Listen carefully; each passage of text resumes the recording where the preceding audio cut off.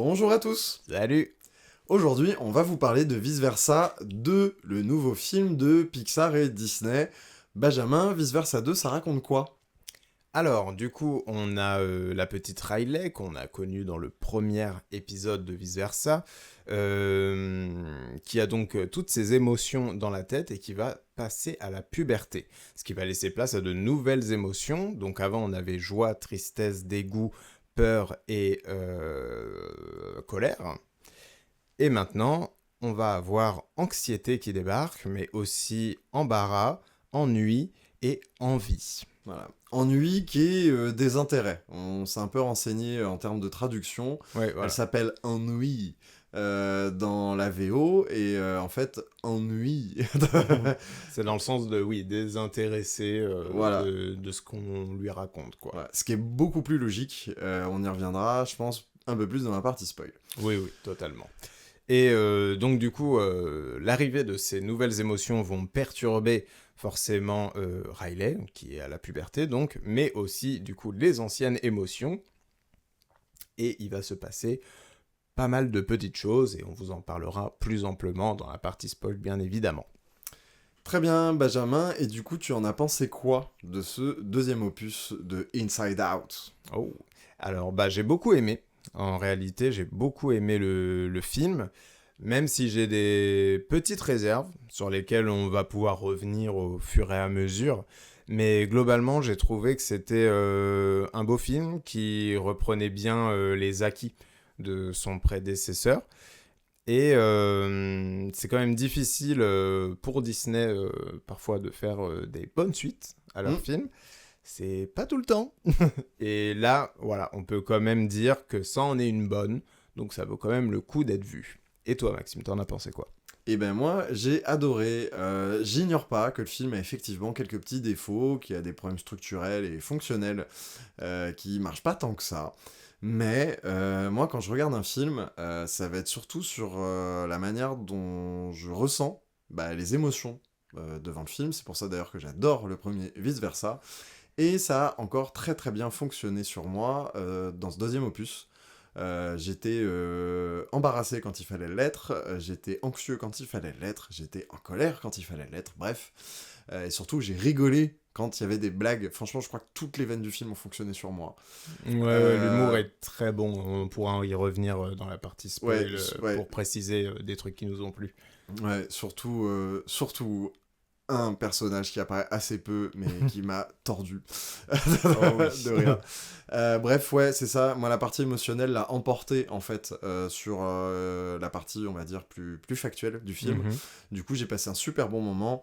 C'est un film qui m'a vraiment diverti, Mm. dans le sens où j'ai pu couper, en fait. Genre, j'ai vraiment oublié ma misérable existence Oh. pendant que j'ai regardé le film. Et c'est quand même ce que j'attends d'un film, d'autant plus d'un film de divertissement, d'autant plus d'un film d'animation Disney. Donc voilà, belle réussite pour moi. Effectivement, c'est peut-être pas à la hauteur d'un Toy Story 2 ou d'un Indestructible 2, mais c'était quand même très très bien et je pense que je vais prendre plaisir à mater les deux, tout simplement. Ok. Bah ouais, moi j'ai maté les deux. Je me suis fait le précédent avant d'aller voir ce deuxième opus. Ouais, moi ce que C'était. j'ai pas fait, je voulais pas qu'il souffre de ce que j'appelle le syndrome Roi Lion 2, Mm. où le Roi Lion 2 est un excellent film, mais qui a pour problème d'être la suite d'un chef-d'œuvre. Donc du coup, on se dit, c'est pas très bien. Si, c'est génial. C'est juste que c'est moins génial. Oui. Donc, Non, c'est vrai que qu'il a ce problème-là, bah, on peut en parler. Hein. Il a, en fait, du coup, on vous a pas beaucoup parlé de ce qui se passe dans la vie de Riley à ce moment-là, dans le résumé, tout simplement parce que elle n'est pas très intéressante, en fait. en fait, il se passe surtout pas assez de choses et pas des choses assez avec assez d'enjeux Ouais, et puis assez varié. et assez variés pour Mm. que ça ait le même impact que ça avait dans le premier film. Voilà. Grosso modo, Riley va faire un stage de hockey pour voir si elle pourra intégrer la grande équipe du lycée dans lequel elle va aller plus tard. À 13 ans. Bref. Bref, on passera là-dessus.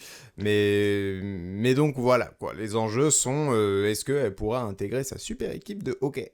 Et bon, ça peut être un truc intéressant à explorer, mais peut-être pas en intrigue principale. Et bah, surtout, là, si on le compare au premier, même si j'aime pas trop faire ça, bon, bah, il y a quand même un manque voilà, d'enjeu évident. Surtout que le film prend la décision, du coup, d'avoir une structure assez similaire au premier. Comme je vous ai dit, il se base vraiment sur les acquis du premier. Mais il y a des manques par-ci par-là qui font que on est obligé de le comparer au premier. Et du coup, c'est moins bon. Donc voilà, le film pêche un peu là-dessus, malgré toutes les qualités qu'on va pouvoir exposer aussi par la suite. Oui, et c'est vrai qu'on en parlait quand on préparait l'épisode, où tu me disais que t'avais un sentiment un peu de série télé, ou de scénario de pilote, ou de série télé. Pour en plus... la partie, oui, extérieure, enfin à Riley, quoi, Ouais. vraiment les parties Riley, oui, un côté où un petit stand-alone, comme ça, Ouais, qui puis se balade. je le rappelle parce que déjà je l'ai lu ailleurs, t'es pas le seul visiblement à avoir ce ressenti-là. Et en plus de ça, c'est vrai qu'au vu du fait qu'on a des émotions inexploitées, Oui. il y a peut-être un peu de ça. Et parlons des émotions inexploitées, mais surtout d'une émotion qui pour moi est la grande absente du film. C'est la première émotion à laquelle je pense quand on parle de puberté et d'adolescence. C'est l'amour. L'amour, Benjamin. Et oui, que du love. Que du love. Surtout qu'on a un personnage qui peut clairement être un love interest, qui est mis en scène comme un love interest, mais qui l'est pas. Ouais. Peut-être la crainte, parce que du coup ça aurait été une romance lesbienne, et il y avait peut-être une crainte de la part du studio de faire ça. Pourtant, Disney n'est pas dérangé par ce genre d'intrigue sur ses dernières œuvres, généralement. Oh, pas central quand même. Ouais, voilà, c'est ça, c'est encore très timide. En fait, j'ai l'impression que les créatifs veulent y aller, et qu'on a un studio qui font calmez-vous quand même. Et c'est dommage parce que du coup, bah, ça manque au film. Et du coup, il manque quand même... Bon, l'anxiété comme émotion de l'adolescence, en émotion principale, et surtout bah, un peu en méchante du film d'une certaine manière, c'est très très bonne idée. Mais du coup, il en manque une et il y avait la place pour ça. Donc ouais, on sent quand même que c'est un film qui a été réécrit, qui a été révisé, qui a été revu. Même si c'est difficile de déterminer comment. Ce qui est plutôt bien hein, d'ailleurs, parce qu'il y a des films, il y a des fois, on voit carrément les on voit les trous. on voit les trous. Là, ça se voit pas. C'est juste qu'on va chercher un peu la petite bête. Parce que, bah, en attendant, oui, on a quand même passé un super moment. Hein. Oui, globalement, c'était un très bon moment. Mais voilà, on est honnête avec vous. Surtout moi, c'est vraiment moi qui ai des petites réserves, comme l'a dit Maxime.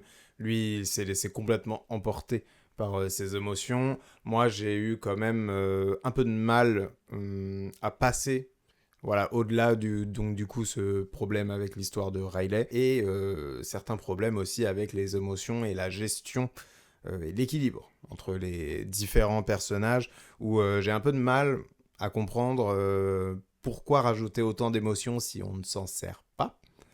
Parce que envie et ennui, du coup, sont très absentes, en fait, sont un peu là pour le décor. Envie est une sorte de sidekick pour anxiété. Et ennui, a une intervention et bon après elle est sur son canapé avec son petit téléphone et elle est dans son coin voilà. Ouais, et puis le fait qu'elle ait un téléphone aura son importance plus tard dans le film, mais pas en tant que c'est ennuyeux, enfin plutôt indifférence du coup, parce qu'elle est beaucoup plus traitée vraiment comme indifférence. Ouais, voilà, et quand on a vu la traduction avec Benjamin, on a vraiment compris où il voulait en venir avec le personnage. Compris, Parce que du coup, c'est vrai qu'on s'était dit, mais en fait, c'est quoi? C'est sarcasme, c'est cynisme. Surtout que le sarcasme a un autre rôle dans le film. Oui. Donc voilà. En attendant, si vous voulez passer un bon moment en famille, en couple, ou même tout seul, parce qu'on a été le voir séparément. Et tout seul. Et tout seul. Sniff. C'est moi, tristesse. C'est vrai, moi je suis anxiété. Vous avez vu, on a raccordé les couleurs. Magnifique. Oui, et puis il y a de très bons doublages aussi. Le doublage français est hyper intéressant. Donc évidemment, Les anciens reviennent, hein, donc Charlotte Lebon, Gilles Lelouch, Ninet... Marie-Lou Berry, voilà, ils sont tous de retour et ils font toujours du bon taf. Et dans le rôle d'Anxiété arrive la grande, la seule, l'unique Dorothée Pousseau, que les plus anciens connaissent pour être Diana Lombard de Martin Mystère. Oui. Et pour les moins anciens, Margot Robbie. Ouais, Margot Robbie, bah, vous avez vu du coup dans Barbie l'année dernière. Qui nous livre une de ses meilleures prestations. Franchement, je pense qu'on va lui en reparler longtemps de celle-là. Je trouve que c'est une actrice que j'adore entendre, et puis en plus, bah, qui est très investie quand elle joue, ce qui fait son succès, hein, elle le mérite complètement. Et là, elle est à la hauteur des attentes qu'on peut avoir d'une Dorothée Pousseau. C'était un vrai bonheur. Et franchement, la VF, ça fait plaisir, une VF aussi quali. Si t'as rien à rajouter, Benjamin, est-ce qu'on peut passer à la partie spoil ? Absolument, Maxime. Eh bien, partie spoil. Notre petite Riley grandit tellement vite. Désolée. Je ne vois vraiment pas ce qui pourrait tourner mal. Salut. Je suis Anxiété. Je les mets où mes affaires? Une nouvelle émotion. Oh, désolée, les autres et moi, on voulait faire bonne impression. Les autres, c'est qui? Je suis Envie. Oh, j'adore tes cheveux. Je sais, ouais, on touche pas. Et voilà Ennui. Ennui, c'est qui? C'est le nouveau mal du siècle. Comment tu t'appelles, mon grand? Je vous présente Embarras. Bienvenue dans le quartier cérébral, Embarras. Oh, on se fait un petit check? Non? Oh, Non. Top là? t'es le champion du monde des mamouettes, toi.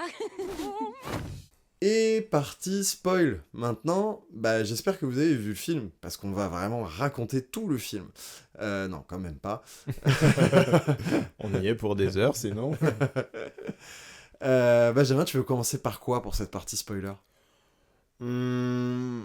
Bah déjà, on pourrait aller un chouille plus loin, vu qu'on a abordé le sujet avec la romance. Ouais. Du coup, on vous disait que voilà, il manquait une grande émotion qui est l'amour quand même à l'adolescence.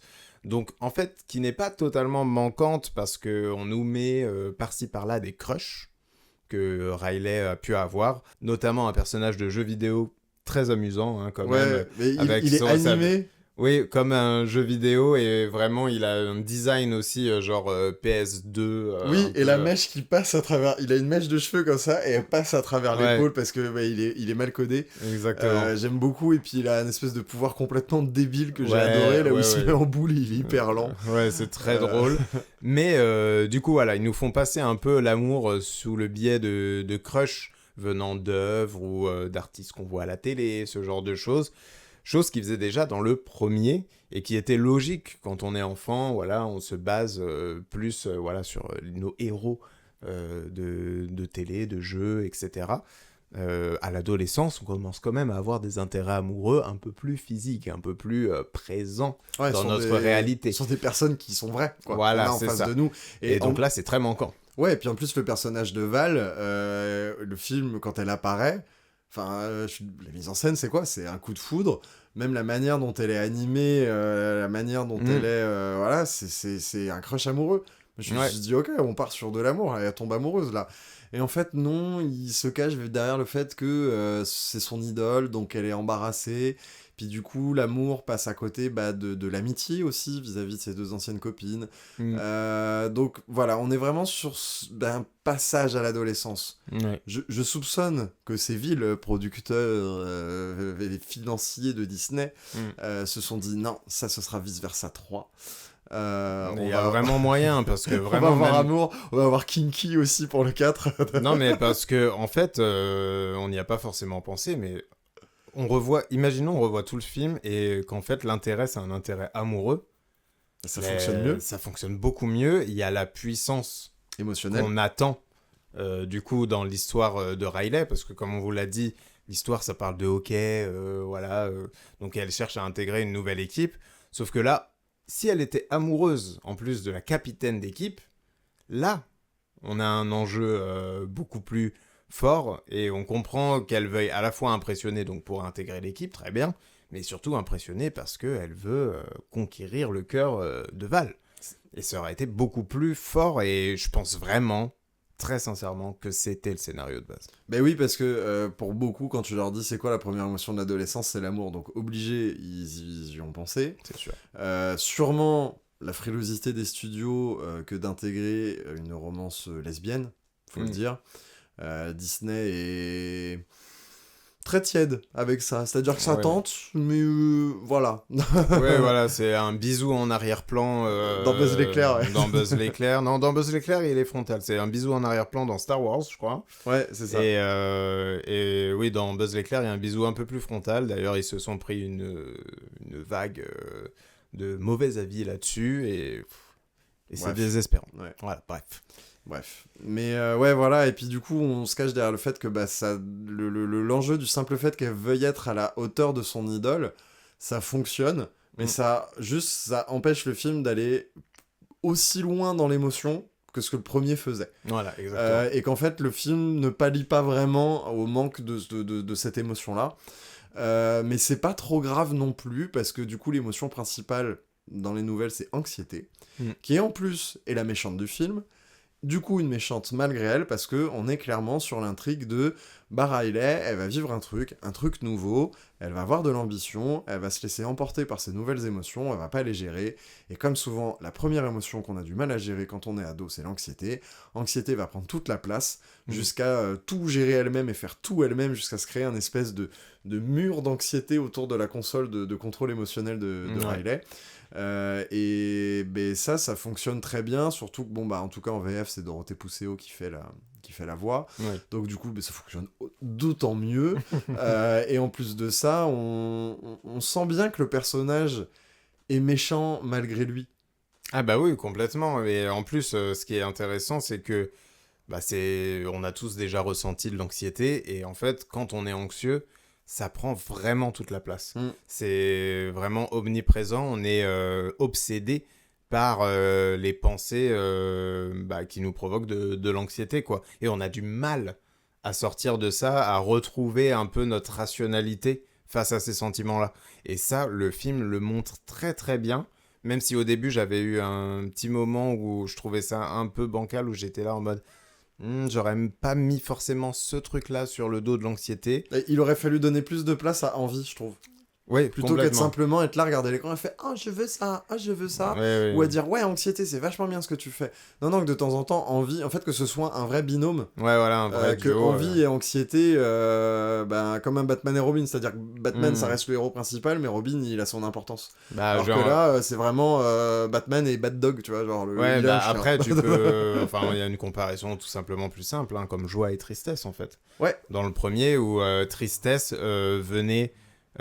contaminer les souvenirs joyeux de Riley, et donc du coup ça avait un impact, un espèce de filtre de tristesse sur un événement joyeux, parce que du coup elle y repensait et qu'elle n'était plus à cette époque-là, et du coup ça marchait vraiment en tant que duo, donc duo conflictuel au début, mais ensuite duo complémentaire.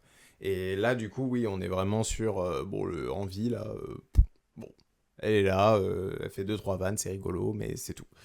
Mais du coup, on peut parler de l'humour. Embarras. Même.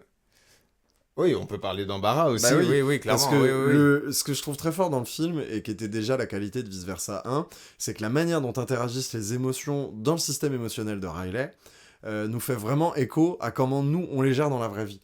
Et du coup, l'équipe des anciennes émotions est sortie du système émotionnel, et la nouvelle prend la place. Mais du coup, on a quand même tristesse qui revient et qui se cache, et l'émotion qui va faire le lien, c'est embarras, et ça, je trouve ça super intelligent. Parce que justement, embarras, quand on est embarrassé, on se recroqueville. Et quand on se recroqueville à l'intérieur de soi, on revient à son soi enfant, à ce qu'on était de base. Donc je trouve ça logique que ce soit embarras, qui retourne d'ailleurs vers pas n'importe quelle émotion, vers tristesse, et qui va recréer le lien avec la Riley enfant et la Riley ado. Parce que finalement, moi c'est ce qui me fascine toujours d'ailleurs quand je peux interagir avec des adolescents, maintenant que je ne le suis plus, c'est qu'un adolescent n'est pas un adulte en devenir, c'est un adulte et un enfant qui sont un coup là et un coup pas là, tu vois. C'est-à-dire, anecdote personnelle, j'ai déjà travaillé avec des ados, et travailler avec des ados, pour ceux qui l'ont déjà fait, ça ressemble vraiment à... T'as une super discussion philosophique et hyper profonde avec l'adolescent, et 2 minutes plus tard, il joue à chat. Voire 30 secondes après. Ouais, bah oui, c'est ça, totalement. Et du coup, cette manière de rattacher et la complexité de faire cohabiter les nouvelles émotions avec les anciennes fonctionne super bien. Et c'est pour ça qu'on parle vraiment de la puberté plus que peut-être l'adolescence, parce qu'on parle vraiment du passage. On parle vraiment de l'entre-deux. Et ça fonctionne super bien. Et en plus de ça, Embarras est un super comic relief. Et au bout d'une scène giga embarrassante où on se dit, ouais, c'est lui qui a pris le contrôle, et là, il est carrément couché sur la console. Moi, ça m'a couché de rire. Du coup, on peut parler un peu de l'humour, parce qu'en vrai, c'est la grande qualité du film aussi. Il est super drôle. C'est vraiment très drôle, il y a plein de vannes qui fonctionnent complètement. Vous parlez du coup du personnage... du crush jeu vidéo, mais du coup il y a d'autres personnages aussi à ce moment-là. Il y a Fluffy, Pluffy ou Fluffy, je sais plus, un lapin de dessin animé qui un peu comme Dora l'exploratrice, parle à la caméra. Qui dit « Alors, nous avons besoin d'un outil !» Et du coup, mais il regarde vraiment la caméra, il s'adresse vraiment à nous en tant que public. Et en fait, on a le contre-champ derrière, ça me fait encore rire. On a le contre-champ derrière où en fait le truc regarde un mur. Il parle à un mur. Et les gens ils font « Mais qu'est-ce qu'il fait ?» Et en plus, il ralentit complètement l'intrigue parce qu'ils sont là « Oui, vite, on doit faire ci, on doit faire ça !» Et il y a le personnage qui fait « Oui, mais d'abord, à ton avis, quel outil doit-on choisir ? Doit-on choisir ça ? Ça, et le personnage n'interagit et n'évolue que comme ça, quoi. Et c'est super drôle. Et arrive du coup l'autre personnage qui est le Banana Outil qui a donc les outils nécessaires. Ouais, interprété par Emmanuel Curtil. Car on fait pas de bon Disney sans Emmanuel Curtil. Je ne sais pas ce que vaut cette phrase, prenez-la comme vous voulez, parce qu'il y en a plein sans lui. mais du coup, qui fonctionne super bien et qui en plus devient le meilleur pote de Colère. Après. Et puis j'adore aussi toute la scène où il lui fait « Ouais, il nous faut plus de dynamite, mais t'es sûr ?» Et il va chercher plein de dynamite et tout. C'est une scène limite de torture. Voilà. Au point que le film m'a fait rire que quand je raconte une vanne du film, elle me refait encore super rire. Et c'est plutôt cool parce qu'en plus, ils ont des designs différents. Et déjà, visuellement, le film est quand même très très beau. Il y a de nouvelles idées très intéressantes. Les textures. Les textures sont belles, mais elles étaient déjà dans le premier, mais là, elles sont améliorées. Et moi, j'ai beaucoup aimé le décor aussi comment ça s'appelait là ? Avec les fils. Ah, le système de croyance. Ouais, voilà. Les décors du système de croyance, c'est vraiment joli avec toutes ces cordes... Qui vont vers le ciel et cette petite île au milieu d'un espèce de fleuve de boules de puis c'est bon, on dépose les petites perles de souvenirs comme ça, et on crée les beaux filaments de croyances, quand c'était les anciennes émotions qui les font, mais quand c'est anxiété qui les fait, ça fait des éclairs, c'est des trucs de méchants. Mais du coup, visuellement, c'est super joli. Et donc du coup, comme dans le premier, il y a des tentatives aussi de mettre du coup des animations différentes, donc avec les personnages là dont on vient de vous parler. Les personnages de la banane et du lapin, ils sont en 2D. Et du coup, l'autre personnage en personnage de jeu vidéo PlayStation 2. Si le pire souvenir de Riley, quel est-il ? Il est pour plus tard. C'est vrai que je lui pensais plus à ce truc-là, mais c'est vrai que c'est un petit mystère qui nous reste en suspens. On ne sait pas. Et c'est très bien, vu que c'est son plus noir secret, c'est bien qu'on ne le voit pas. On n'a pas non plus envie forcément de le savoir. Bon, on le saura dans la suite. Bien sûr. On prépare des kilomètres de suite là avec Pixar. Oui, c'est ça. Je pense qu'il y a quand même des petites billes qui sont mises en mode « Bon, ça, on se le garde un peu pour plus tard. On verra si c'est un succès. » C'est un succès. Voilà, donc... Mais en tout cas, voilà, l'humour et les visuels sont clairement les deux grosses qualités du film. Et ça, par rapport au premier, vous serez absolument pas perdu, vous serez clairement dans un terrain bien connu et toujours aussi efficace. On vous parlait du coup du personnage d'ennui, qui est aussi du coup le personnage de désintérêt, si on veut vraiment traduire littéralement le mot ennui en anglais, parce que oui, il s'appelle ennui en anglais, et ennui en anglais, ça veut plus dire le désintérêt, globalement. Mais justement, je pense aussi c'était l'occasion que le sarcasme en lui-même ait une conséquence au-delà du système émotionnel de Riley. Ouais. Il y avait C'est-à-dire- vraiment moyen que en fait, de mettre ça dans le personnage d'ennui pour qu'elle soit moins inutile, entre guillemets. Ouais, alors oui, mais au final, c'est vrai que psychologiquement, le sarcasme et le cynisme, ça peut avoir un vrai impact sur la manière dont on fonctionne au-delà même des émotions. Donc je comprends qu'il l'ait intégré comme ça. Ouais. Surtout que bon, bah, ils avaient aussi une super vanne à faire. C'est-à-dire, du coup, au bout d'un moment, il y a un gouffre du sarcasme qui se crée. Et en fait, quand les personnages interagissent d'un gouffre à d'une part et l'autre du gouffre, en fait, la parole que tu dis est ressentie comme du sarcasme de l'autre côté. Ouais. Et cette scène est incroyablement drôle. C'est vrai que c'est très bien pensé et très drôle. Ouais. Et en plus, à chaque fois, il trouve la bonne réplique qui est dit vraiment premier degré. Et à chaque fois, qui fonctionne super bien sur le ton du sarcasme. Et pareil, le montage fonctionne super bien pour que tu comprennes l'intention de base et la manière dont c'est reçu. Oui, totalement. Et du coup, même tout ce petit voyage-là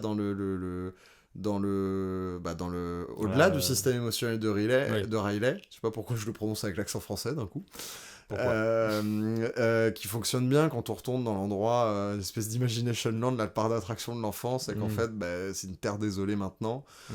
Toute la scène là, avec les petits bonhommes qui dessinent, et où joie et anxiété se livrent bataille à travers l'anticipation, finalement. J'ai trouvé que c'était tout un tas de petites choses qui fonctionnaient très bien, surtout dans la manière dont ça se répercute à chaque fois dans la réalité. Oui. Et c'est vrai que même si la réalité manque de consistance et manque de situations qui permettent vraiment aux émotions de vivre, tout ce qui vient des intrigues dans le système émotionnel, quand ça ressort à l'extérieur, je trouve que ça fonctionne très bien. Ouais, ça fonctionne. Après, bon, je trouve qu'il y a quand même des approximations à ce niveau-là. Surtout quand ils sont juste aux commandes, en fait, de la table. Parce que cette interaction-là dont tu parles marche très très bien avec elle qui rêve, qui s'apaise, donc du coup qui s'endort. Mais sinon, il y a d'autres interactions mais qui sont plus furtives, qui fonctionnent pas aussi bien que dans le premier.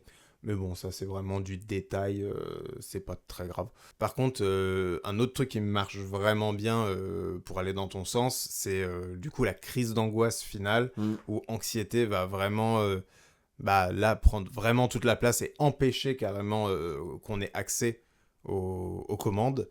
Et donc, c'est un peu comme quand notre cerveau freeze, en fait, et est complètement possédé par l'angoisse, et donc où on monte en angoisse, et on est complètement pris dans cette émotion-là, sans pouvoir en sortir. Et ça, c'est super bien illustré, du coup, visuellement, dans la tête de Riley, avec, du coup, toutes les émotions qui essayent d'empêcher anxiété d'avoir ce dessus-là, mais qui ont beaucoup de mal à la déloger, même si évidemment c'est un film d'animation, on réussit quand même à l'empêcher au final et à réhabiliter le fameux système de croyance du coup. Ouais, c'est ça. Mais du coup, ouais, ce système de croyance là avec ses billes, et en fait, Riley, à la fin de son enfance, crée ce qu'on appelle une petite fleur qui est toute jolie, d'estime de soi, où elle se dit « je suis quelqu'un de bien ». Et du coup, anxiété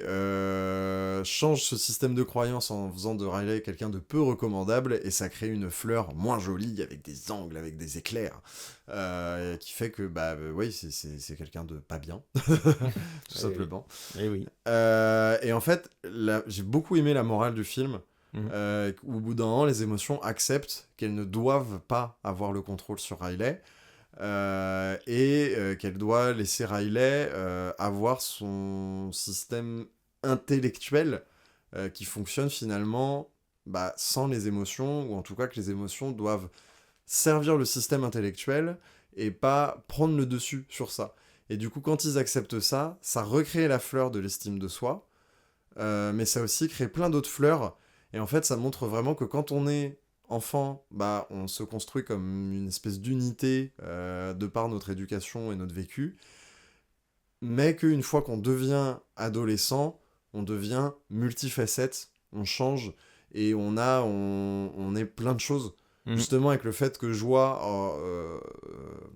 réfrène un peu tous ces souvenirs négatifs dans l'oubli éternel, mais au final, là, on va composer avec, et on va vivre avec ça.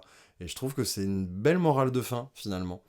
Ouais, bah c'est vrai que c'est une morale de fin qui fonctionne très bien, je veux dire, dans la vie, en fait, tout simplement, c'est une belle morale. Après, j'ai des légers doutes au niveau du concept même du film, qui est quand même, en fait, ces émotions, elles sont là et elles gèrent tout. On voit les personnages dans la tête des adultes, clairement, elles gèrent tout. Et du coup, ça va un peu, je trouve, à l'encontre, entre guillemets, du concept du Ouais, film, mais tout justement, moi, simplement. c'est ça que j'ai trouvé bien, c'est que le film ne se conforte pas dans son concept et aille chercher autre chose. Et même si on peut se douter que ça peut être gâché dans la suite, dans l'unité de ce film, je trouve ça bien que ça se termine de cette manière. Ouais, je comprends, mais encore une fois, on voit toutes ces émotions gérer des têtes adultes. Donc du coup, pour moi, ça fonctionne pas Mais vraiment, en oui fait. et non, Donc, parce que justement, les adultes, les émotions sont pas comme ça sur des consoles.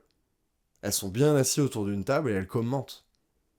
C'est oui, pas la même position, parce que justement, les adultes sont plus posés, donc les émotions, elles sont là, mais elles ont pas le contrôle tout à fait. Tu vois ce que je veux dire? je vois ce que tu veux dire, mais je trouve ça un peu bancal, quand même. Tu vois, parce que justement, on voit plusieurs fois la mère qui a des émotions, mais qu'on les voit pas forcément exprimées.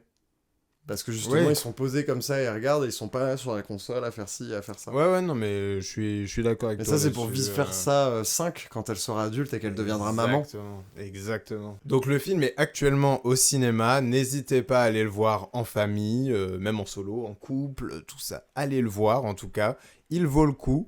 Un peu moins que le premier, mais il vaut le coup quand même, donc allez-y, n'hésitez pas. Nous, on va vous laisser ici. N'hésitez pas aussi à vous abonner à la chaîne, laissez un petit commentaire pour nous dire ce que vous avez pensé du film, ça c'est très important.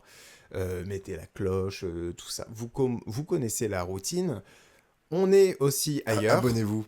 Abonnez-vous. Ouais, abonnez-vous s'il vous plaît. On est aussi ailleurs. Du coup, on a un podcast où on parle plus longuement de pas mal de sujets de culture. Voilà. Donc, Crit My Cult, le podcast sur toutes les plateformes que vous pouvez voir ici. On est aussi sur TikTok pour du contenu exclusif, du contenu plus court et très rigolo. On a aussi un compte Instagram. Voilà. Abonnez-vous à toutes nos plateformes si vous voulez suivre un peu nos actualités. Et abonnez-vous à la chaîne, évidemment. Donc voilà, merci à tous d'avoir suivi cette vidéo. On se retrouve un peu plus tard pour une dernière vidéo avant la pause de l'été. Maxime, on va pouvoir dire au revoir. Disons au revoir. En tout cas, sachez que tout ça, ce n'était que notre avis. Faites-vous le vôtre. Ciao! Bye.